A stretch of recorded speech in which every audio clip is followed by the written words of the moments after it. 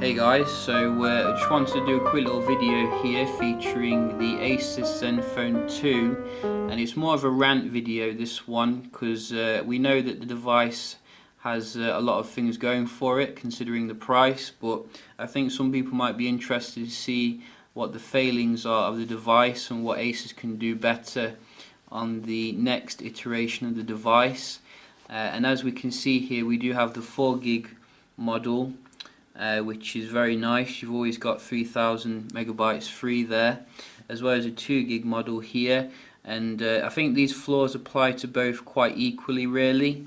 First thing we can start off with, which does grate on me going out and about with the device, is the screen brightness, which I don't think is as good as it could be. I think when I've been comparing against some other devices, I've really noticed how dim the screen is, if we just, for example, have a look here at the statistics, like if I put some different phones up against it, this is the G Flex 2, very nice trinket here, and if we go into the calculator and then check out the screen here, so you can see this one's easily getting up to like 444, 450, which is very nice. This one, however, you can see basically struggles quite a lot there. So we're getting about 340. So it's even on other devices as well, which I've found, such as my Note 4, which again, look at that, that's what I call a bright screen. And if you want to go really old school here, back to 2013, we do have OG Moto G in the house. Still a fantastic phone, still as fast as the day I got it, and still has a brighter screen here, as you can see. Look at that. So that is a major failing of the Asus Zenfone 2, and does mean that when you're out and about in the sun, I know a lot of you come from sunny climates, you are going to be cupping the kind of display to guard against the sun. And as you can see, I do have it on the maximum brightness here. I don't have it on auto, which is another issue with the auto brightness that I'll get onto in a moment. You can see that you can put the smart saving on, but I've got that off. So the brightness needs to be improved for the next one. Also, the next thing that I've noticed about the screen brightness here, it seems to be really weird in terms of using the auto brightness. It seems to be like, for example, if you have it sat there in your room, then it'll probably go too dim, but then if you move it slightly towards the light, it'll start to light up like really intensively. Can't really do it on camera because I've not got the right angles here, but if you get one, then you'll understand what I mean. For some reason the auto brightness doesn't work properly. Now maybe it could be fixed by a software update, but I have noticed it, and even when you try like a third-party brightness app, that does kind of not work as well. So I've been trying to use it without the auto brightness, because I think that until they fix it is a bit of an issue. Now the next thing I want to talk about in terms of what could be improved on the device is like the form factor here. Now Asus made a big deal saying that it's very kind of pocketable, and I have to say it is compared to some very big devices like the Nexus 6, etc. However, I still think they could have done better when it comes to like the design of the front here.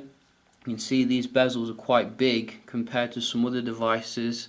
Also we have like these hardware buttons here, which I'm not really sure why we still have like hardware buttons here in 2015. It'd be much better just to put them on the screen, and then you could have like more kind of screen real estate and make the whole device more compact, but we can see that there is definitely improvement to be made there. I do like this pattern here though. They could definitely keep that. I think that does give it a nice kind of gleam there, but I think that it could be a lot more compact and have like a bigger real estate for the screen.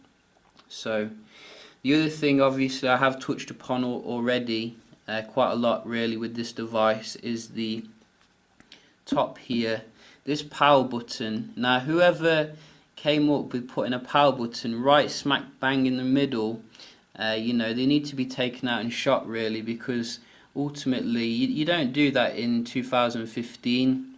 It's a ridiculous design decision, and it's made worse by the fact that it's so flush as well, so you can barely press it down like when you want to. Now luckily Asus did build in this double tap feature, which is excellent and does work most of the time, but now and again, for example, if you're on the home screen here and you've got your home screen full of apps, it's very difficult to find a part to actually kind of click on to get it to turn itself off. So I would have preferred if the power button was on the side somewhere or on the back like the LG G3, and make it more clicky as well for the next one. Definitely needs to be improved there. And it's strange because the Zenfone 5 has it on the side, so it seems like a bit of a regression in terms of the build. And the next issue, which you can probably see here with the screen off, is that the screen doesn't have very good oleophobic properties. You will find that you'll have to keep kind of wiping it down to make it look its best. You know, a lot of phones do suffer with like fingerprints, etc., but I have found this one does quite a lot more.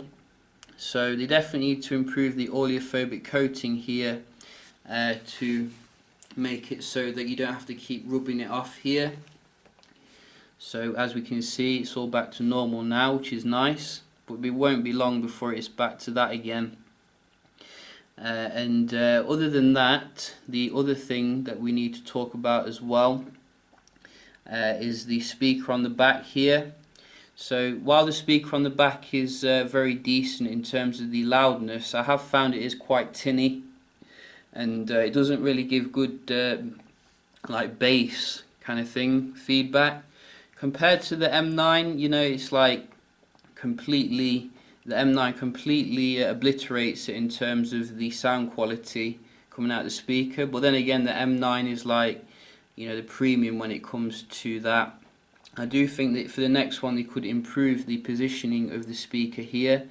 You know, it would be nice if they put it on the front, but even on the edges here would be great. So I think those are the main kind of failings that I've found with the device so far. Don't get me wrong, it's still a fantastic device overall, but I do want, you know, potential buyers to be aware of these issues. Particularly if you come from like a very sunny country, you are going to notice how dim the screen is.